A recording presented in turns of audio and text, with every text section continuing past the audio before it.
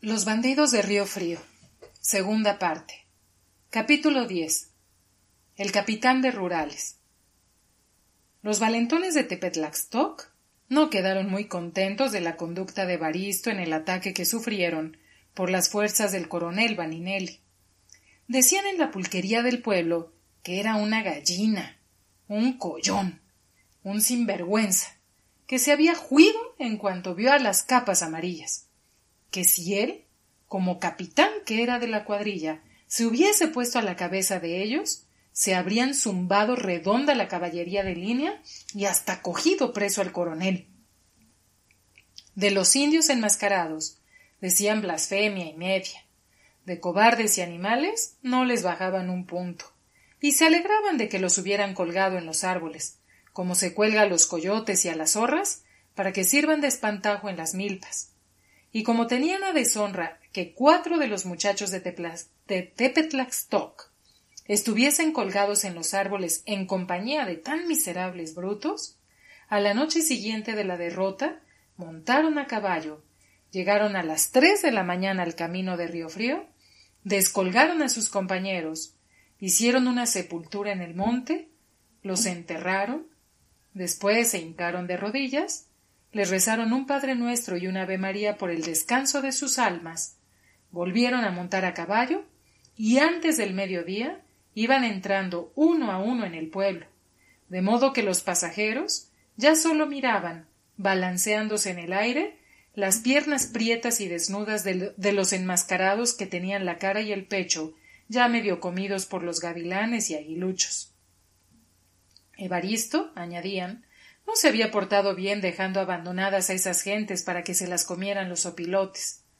Repetían que a lo mejor se había rajado, y se proponían, cuando viniese Evaristo al pueblo, convidarlo a tomar pulque y buscarle camorra, provocarlo, y pelearse con él para saber si cara a cara y hombre a hombre era capaz de sostenerse, y si no se iría para atrás como una gallina. Evaristo, no obstante esta mala disposición de la gente de Tepetlaxtoc, que no ignoraba, porque Hilario, que los oyó, pocos días después se lo había contado, se presentó en el pueblo y los convidó, como tenía costumbre, a tomar un vaso de tlamapa fino de la hacienda de don Manuel Campero. Ya saben, les dijo, que soy capitán de Rurales, y don Juan Vaninelli me ha dado facultad para levantar fuerzas, para perseguir a los ladrones, no solo en el monte, sino en los pueblos, y sacarlos de noche y colgarlos en los árboles, como él nos hubiera colgado a todos si nos hubiera agarrado. Pero quiero que seamos amigos y compas hasta la pared de enfrente, con que vénganse conmigo con sus armas y caballo.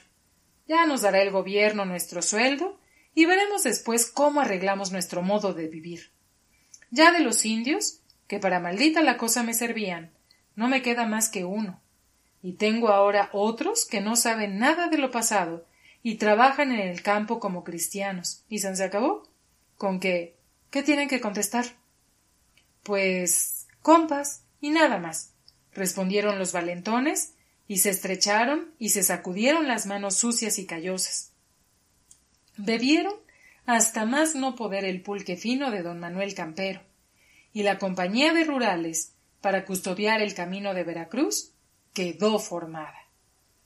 Evaristo tuvo la audacia de ir a México, y con el nombramiento provisional de Vaninelli y las instrucciones que le había dado, se presentó a la comandancia, y en menos de una semana arregló cuanto era necesario y volvió con su despacho de capitán, y la orden para que le abonaran las aduanas de Texcoco y Chalco haberes para 25 hombres a $1 peso diario cada uno. El gobernador del Estado de México se había entendido con el gobierno general.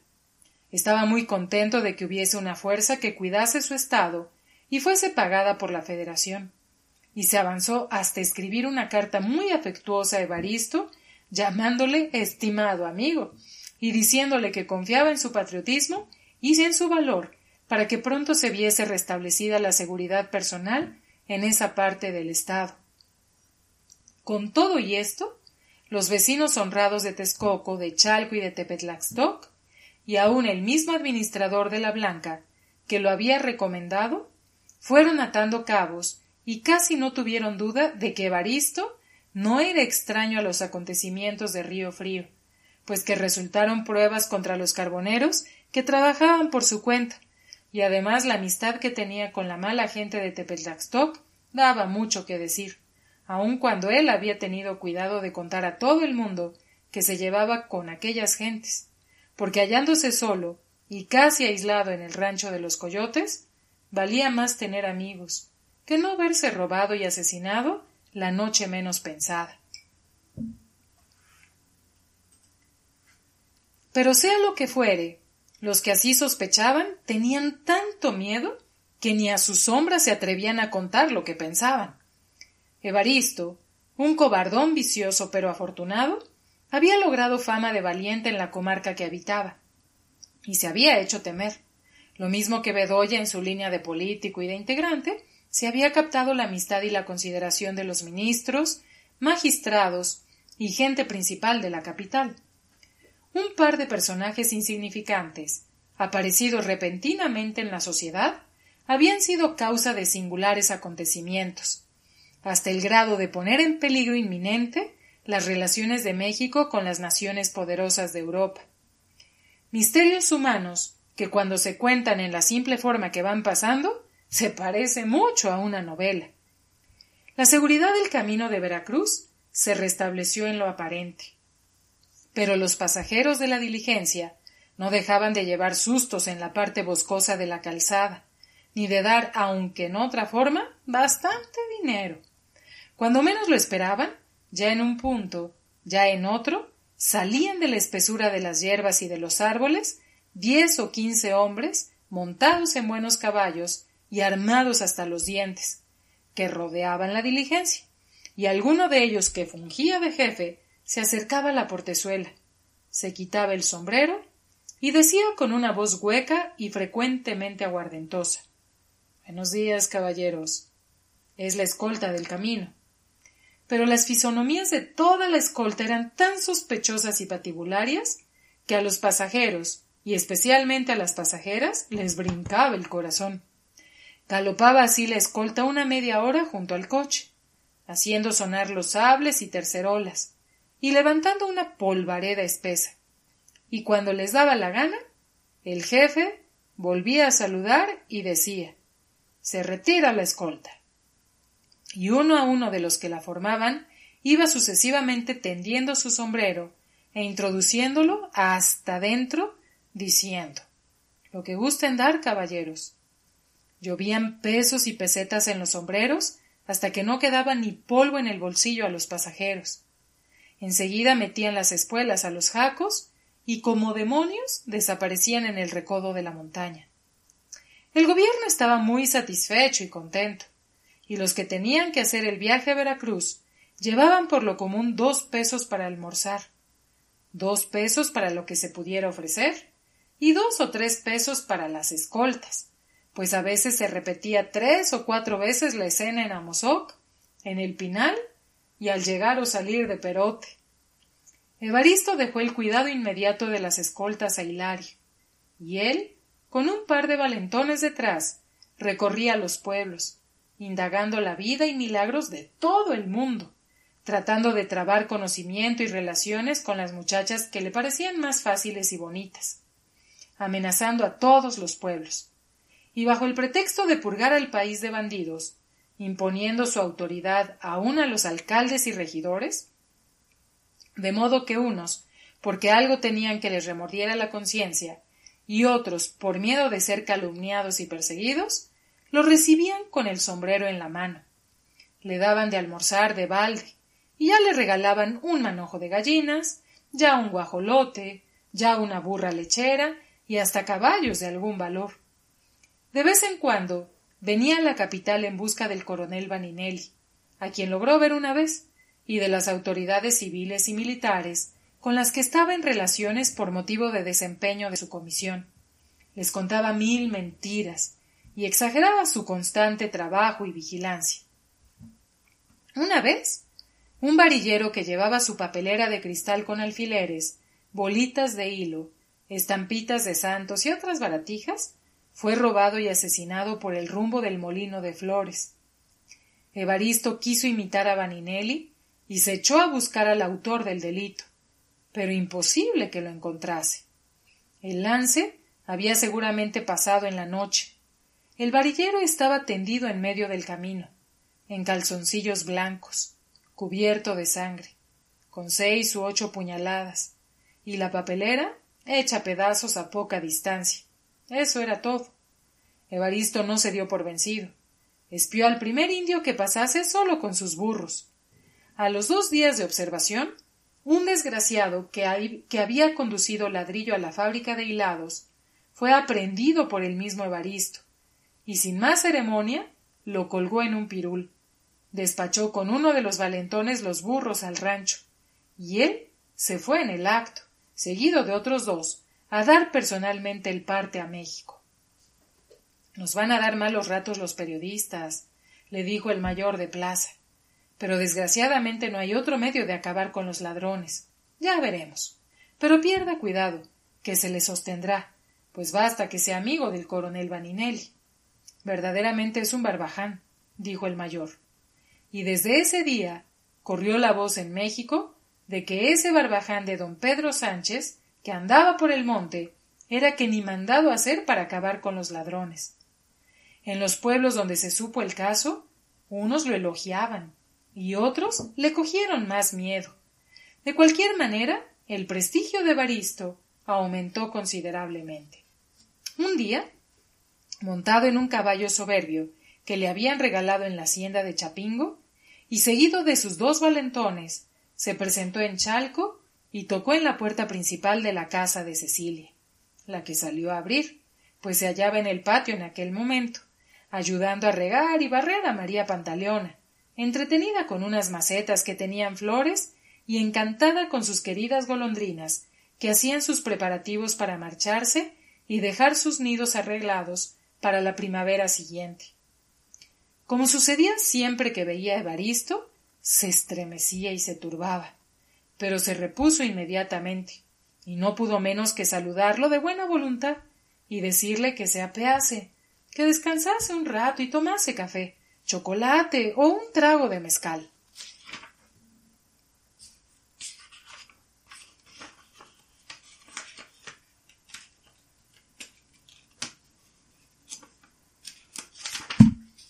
Evaristo no esperó a que se lo dijera 2 veces.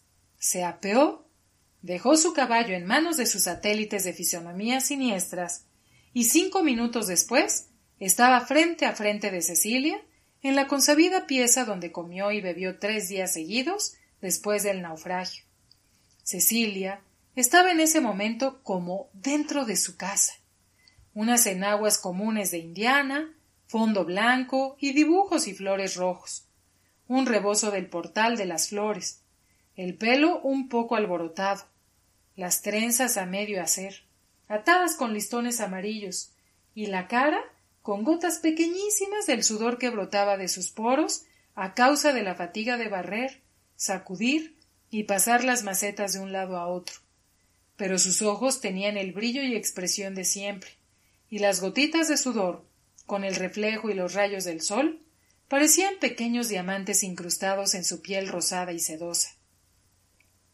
Este singular aspecto, nuevo para Evaristo, le produjo una exaltación más exigente y activa que en las diversas ocasiones que había platicado con la encantadora frutera. Se la quedó mirando con unos ojos de tempestad terrible que no presagiaban nada bueno. Cecilia sintió como si le hubiesen tocado la espalda con una varita de acero, o como si pasase una corriente de alfileres por su cuerpo. Singular fenómeno nervioso que cualquiera de los lectores habrá experimentado cuando ha tenido una sorpresa o una fuerte sensación de amor y de miedo. Evaristo, con el carácter de capitán de rurales y con el mando absoluto, y podía decirse el dominio entero de casi una provincia, se había hecho la ilusión de que ya era no solo un hombre de bien, sino un personaje importante en la milicia. Y continuando así, quién sabe si con el tiempo iría a dar a coronel y hasta general, con el mando de un estado. Su carrera, más que equívoca, y sus aspiraciones eran muy semejantes a las de Bedoya. Cada uno en su línea quería clavar la rueda de la fortuna. Bedoya, casándose con una rica heredera de la noble y antigua casa del Valle Alegre. Evaristo, enlazando su vida para siempre con la más rica y más guapa de las trajineras de Chalco y de las fruteras del Mercado Mayor de México.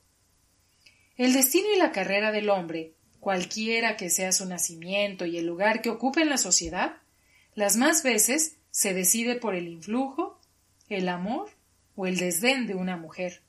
Y Evaristo, aparte de sus instintos salvajes y su propensión al asesinato y al robo, desde que vio a Cecilia a bordo de la canoa, acabó su pasión por Casilda, y ya no tuvo más idea fija que apoderarse de Cecilia por cuantos medios le sugirieran las circunstancias.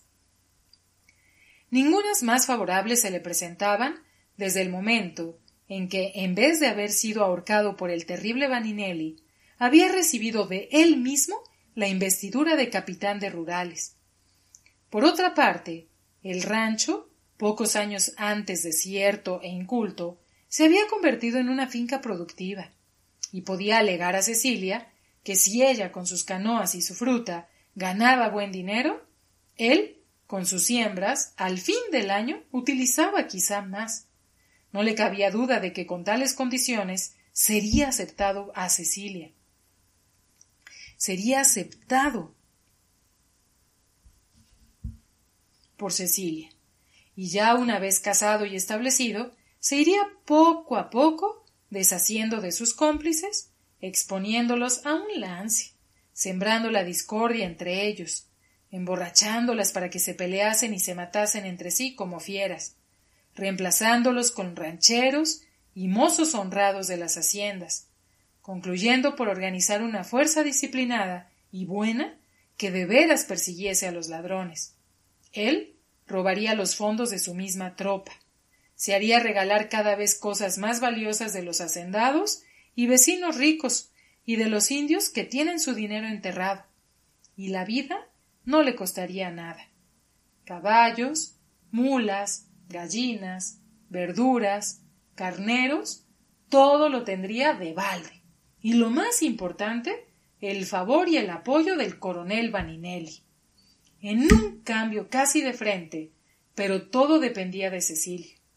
Y en esta vez ella iba a decidir definitivamente del curso de su vida. Con estas y otras ideas análogas, a cual más lisonjeras, entabló Evaristo la conversación.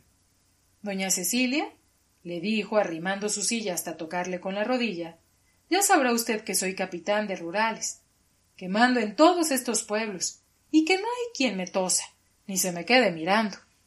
¿Quién le había de decir a usted que ese pobre desconocido a quien le dio pasaje en su trajinera y que no tenía sino unas 4 o 6 onzas amarradas a la cintura, sería hoy un hacendado rico y además un capitán del gobierno?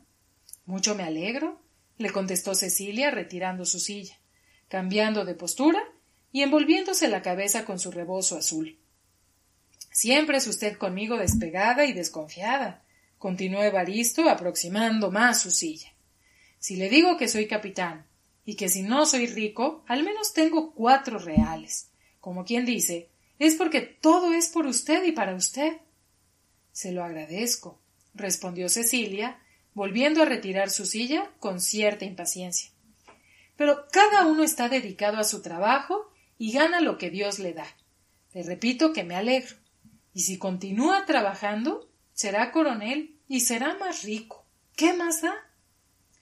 ¿Para qué andarnos con rodeos, doña Cecilia? Y ya que hace usted la desentendida como todas las mujeres, le hablaré clarito y sin que se me quede nada dentro. Me quiero casar con usted. Y de esto venía a hablar. Y por eso le vuelvo a decir que usted será la capitana. Usted será la dueña del rancho de los coyotes. Y usted hará de mí lo que quiera. Y no vaya a decir ahora que es por interés. Para nada quiero ni sus canoas ni su fruta. Lo que quiero es su persona. Y nada más.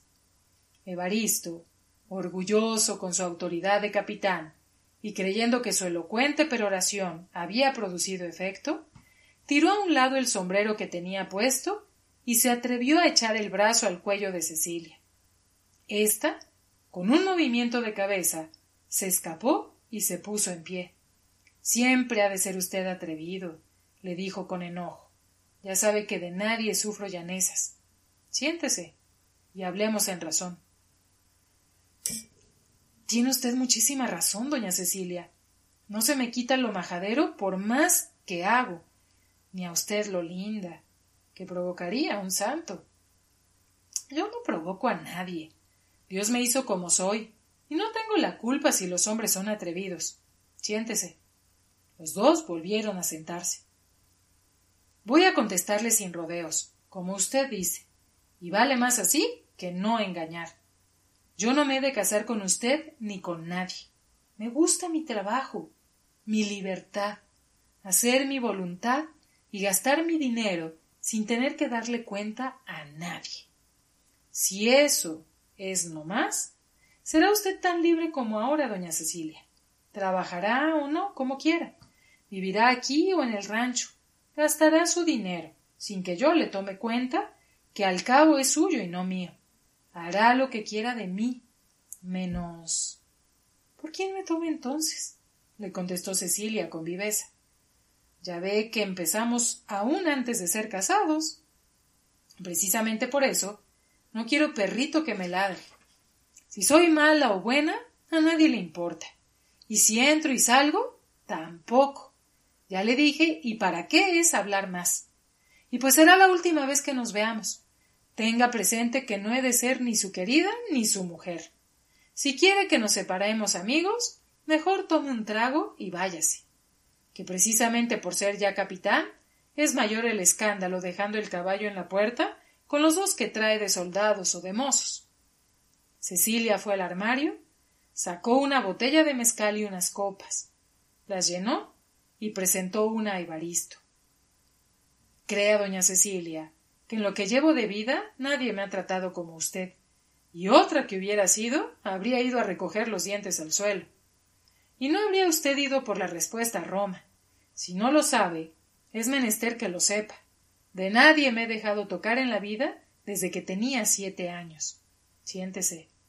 Beba y acabemos, que tengo que recibir unos arrieros y arreglar mi trajinera para que salga en la tarde para San Lázaro. Evaristo, contrariado visiblemente, pues no se figuraba que nadie podía oponerse a la voluntad de un capitán de rurales, tuvo sin embargo que obedecer. Se sentó, y sin ser ya invitado, comenzó a echarse en el vaso buenas raciones de mezcal. Cecilia apenas mojaba los labios. No se canse usted, doña Cecilia, le decía chupándose los labios y tronando la lengua. Un día u otro ha de ser mía. No sé qué tiene para los hombres que una mujer se les resista. Y mientras más se hace la beata y la hipócrita, más nos gusta y más nos empeñamos en tenerla. Y ya sabe usted también que quien porfía mata venado. Y este venado lo he de matar. Y al acabar su frase y apurar el vaso hasta la última gota, se acercaba más a Cecilia y le tomaba la barba redonda con los dedos y quería hacerle cosquillas en el gracioso hoyito que un poeta había dicho que era el nido de amor. Cecilia estaba ya violenta. Se retiraba a medida que Evaristo se acercaba, y así fueron dando vuelta a la mesa.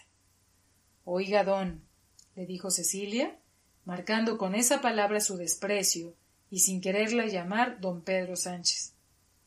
Ya ha durado mucho la visita, y creo que me va encamurrando. Déjeme en mi quehacer. ¿Y usted? Váyase a disquecoger ladrones.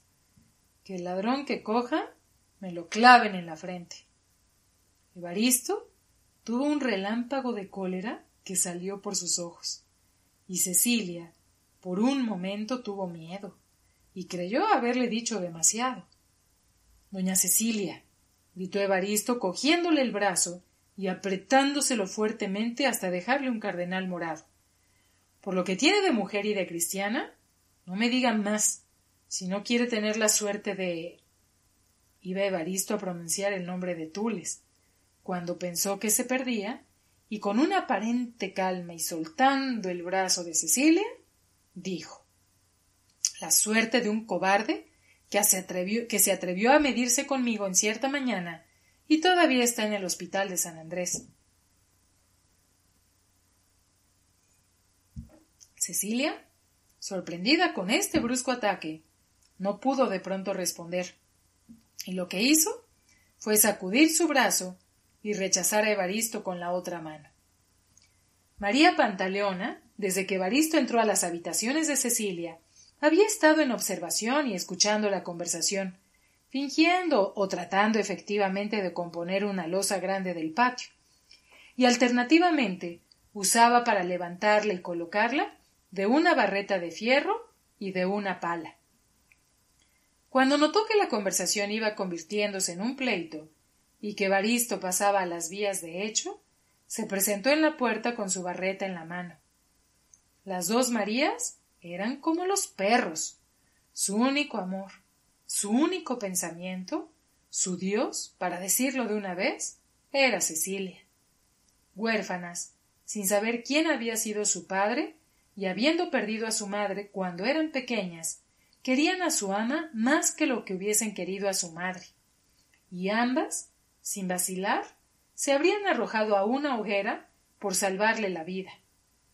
Pero mientras la una era un poco tímida y excesivamente cariñosa, pues siempre estaba besando y acariciando a Cecilia, María Pantaleona era despegada en la apariencia, pero muy resuelta y muy capaz de cualquier cosa.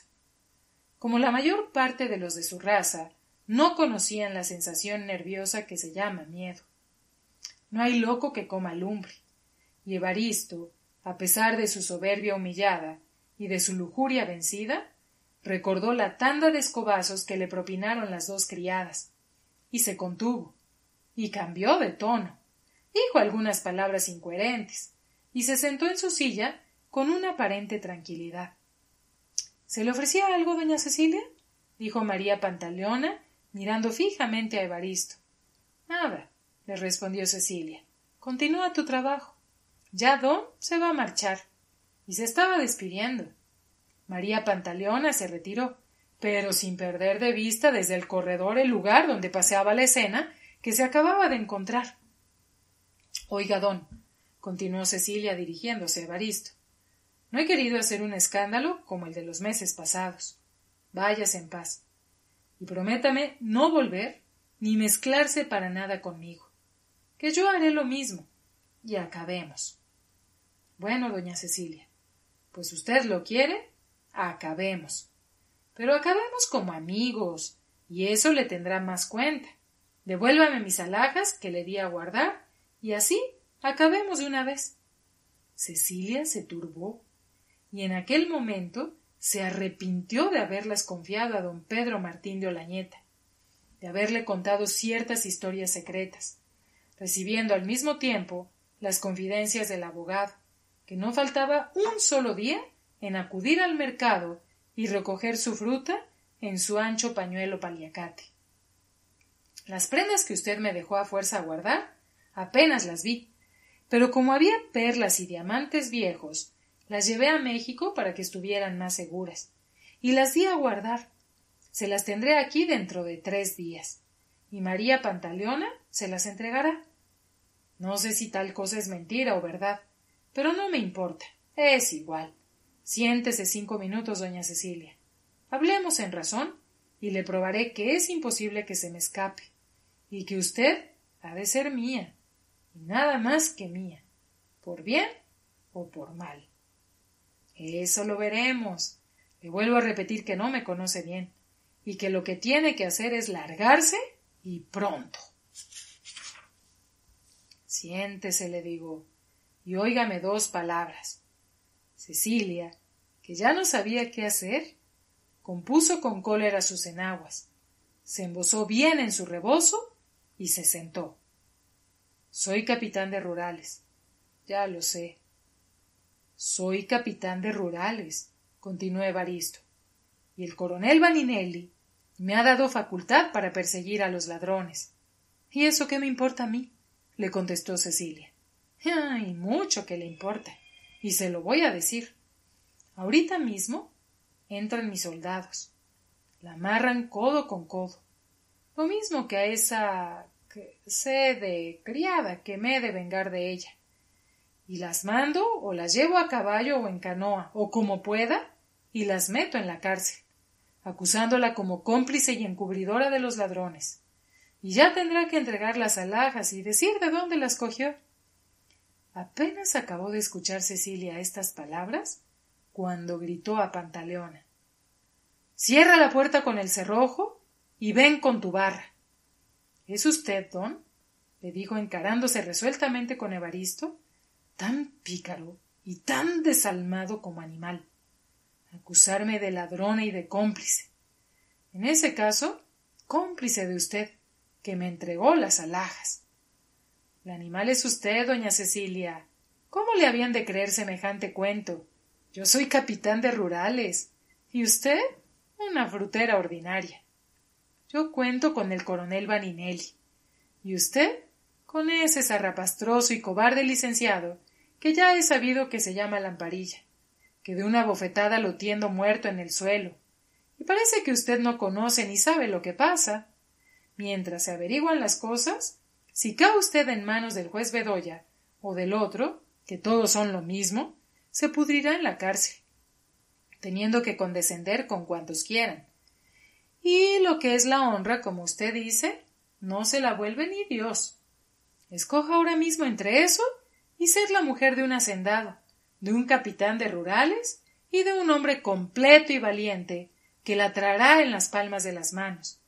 No sea tonta, no sea cabezuda. En lugar de acabar, entendámonos.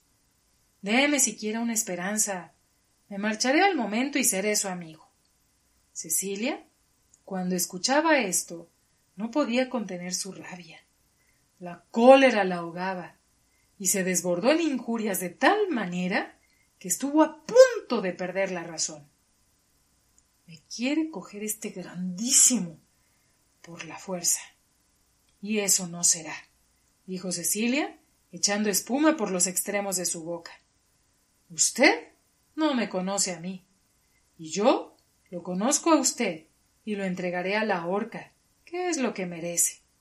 Usted, don, no se llama Pedro Sánchez, sino Evaristo, tornero de oficio y ladrón de profesión. Usted es el asesino de su pobre mujer, que se llamaba doña Tules, y usted es capitán de los ladrones que han estado robando y matando en Río Frío. ¿Cree usted que no se saben las cosas? Pues en la plaza del mercado todo se sabe, hasta lo que sueñan las gentes cuando duermen en su casa. Las alhajas están en poder del licenciado Olañeta, que ha averiguado que se las robó usted a una señora de Puebla, hermana de un gobernador. Con que, ande, aquí estoy, amárreme codo con codo y lléveme a la cárcel, si se atreve». Cecilia, con los ojos echando rayos, las mejillas encendidas, el abundante cabello en desorden que le caía por la frente y la espalda, el rebozo terciado que dejaba descubierto en parte un seno que se agitaba como si dentro hirvieran las larvas de un volcán, se encaró con Evaristo, poniendo sus manos en la cintura, como las andaluzas que van a pelear y a hundirse el puñal, y le repitió: «Amárreme, cobarde. Atrévase, si es hombre, a acusarme de ladrona». Evaristo se sintió perdido. Esta mujer sabía su nombre, su historia, su vida entera, lo mismo que si hubiese sido su mujer. Era Tules, que bajo otra forma de mujer robusta, hermosa, pero revuelta y terrible, se le aparecía de improviso para arrastrarlo a la cárcel y a la horca. Y no era la frutera pobre y aislada, sino que detrás de ella estaba un personaje poderoso de México que tenía las pruebas en su poder y que había hecho ya sus pesquisas e indagaciones. ¿Sí? Cecilia, parte por casualidad y parte porque en la plaza del mercado se sabe cuánto pasa en la ciudad, él, por su doble carácter de agricultor, forrado en un ladrón, había procurado imponerse de muchas cosas y conocer a muchas gentes, y conocía y sabía lo que pasaba en la capital, lo que pasaba en la ciudad, quién era Bedoya, quién era Lamparilla y quién era don Pedro Martín de Olañeta. Así, Cecilia tenía gente que la sacaría de cualquier dificultad, y sus declaraciones serían creídas, y el juez Bedoya encontraría la oportunidad de acreditarse condenando al verdadero culpable. Las reflexiones y pensamientos que hacen las gentes parecen minuciosas y largas cuando se escriben, y sin embargo pasan como un relámpago en esa admirable e incomprensible máquina que se llama cerebro, y así pasaron rápidas en el de Evaristo. No tenía más remedio que matar a Cecilia para que su vida estuviese segura, y además el sentimiento de amor se había cambiado en el de venganza contra la mujer que lo había insultado y despreciado. No había otro camino. Ya sabría él aprovechar el miedo que le tenían en los pueblos y el concepto que gozaba en el gobierno como capitán de rurales para inventar un cuento, decir que Cecilia y su criada habían sido asesinadas por los ladrones para robarlas, y buscar uno o dos infelices inocentes a quienes colgar en los árboles, como había colgado a uno por el asesinato del parrillero. Después de matar a Cecilia, mataría a esa india pequeña y débil, a quien con una patada en el vientre le reventaría las tripas. Ilusiones y proyectos de bandido caído en una red, que le vieron también como relámpago. Cuando Cecilia se le encaró y lo provocaba con los ojos y con enérgicas interpelaciones, Evaristo se quedó por el momento mudo, pero revolviendo los ojos centelleantes y pasando convulsivamente sus manos crispadas por su cuerpo para buscar un arma, su espada la había dejado colgada en la silla del caballo. Cargaba siempre su puñal, pero en aquel momento se le figuró que lo había olvidado y no lo encontraba. Lanzarse a la lucha cuerpo a cuerpo con Cecilia no era fácil. La trajinera tenía un cuerpo admirable de diosa antigua, pero constituida como Hércules, y además vendría Pantaleona, y sería vencido por las dos mujeres. Los instantes en que buscaba por su cuerpo el alma sin encontrarla fueron de una agonía rabiosa. Estaba perdido, y no le quedaba más que pedir perdón a Cecilia, implorarle de rodillas y salir como un cobarde. No podía resolverse a este trance. Por fin encontró en el bolsillo izquierdo de su chaqueta el puñal, enredado en el pañuelo, los cigarros y los puros. Le costó un poco de trabajo. Su mano convulsa no acertaba. ¡Hoy! ¡Hoy! Gritó sonriendo de una manera siniestra. ¡Ya está aquí! Lo sacó, levantó el brazo y saltó sobre Cecilia. Le había entrado en el corazón no solo el puñal, sino el mango y hasta el puño de Evaristo. María Pantaleona, desde que comenzó la escena, arrastrándose como una culebra y aprovechando el momento en que ni Evaristo ni Cecilia la veían, preocupados como estaban, entró al cuarto y se ocultó tras el respaldo de un sillón. Con la misma rapidez eléctrica con que habían pasado los pensamientos criminales por el cerebro del bandido, así pasaron también por el de Pantaleona. Salvar a su ama y matar a Evaristo. Salió como una aparición terrible de detrás del sillón, y con la barreta levantada con las dos manos, la dejó caer sobre la cabeza del asesino. 2 líneas más, y la cabeza habría quedado hecha pedazos, pero el puñal que iba a traspasar el turgente seno de la frutera cayó al suelo, y Evaristo lanzó un grito de dolor. Sus dedos y su puño seguramente estaban desquebrajados. Sin embargo, quiso lanzarse sobre Pantaleona para desarmarla, pero Cecilia recogió el puñal del suelo, se lanzó sobre Evaristo, lo arrinconó contra la pared, le apretó el cuello con la mano izquierda y levantando la derecha, armada del puñal, y levantó la derecha, armada del puñal. Miserable asesino, alma negra y hedionda de sapo, vas a pagar lo que hiciste con tu mujer. Doña Cecilia, gritó Pantaleona conteniéndole el brazo, no lo mate usted, seremos perdidas entonces, déjelo que se vaya, ya escarmentará, Dios lo castigará. Al fin y al cabo, nosotras no tenemos miedo a nadie. Con esta reflexión dicha con calma, con una especie de simplicidad, como si hubiese pasado una escena insignificante, despertó a Cecilia de esa especie de paroxismo de rabia y de furor. Dices bien, sabandijas como esta se les machuca con el pie. Lárguese pronto, le dijo Cecilia, dándole un puntapié en el trasero. Y ya me conoce. Le repito que no le tengo miedo. Lo desafío donde quiera y como quiera.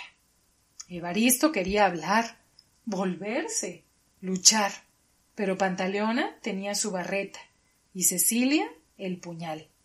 Así que estuvo en la puerta principal, Pantaleona le abrió lo muy necesario para que pasase, y Cecilia le dio otro puntapié.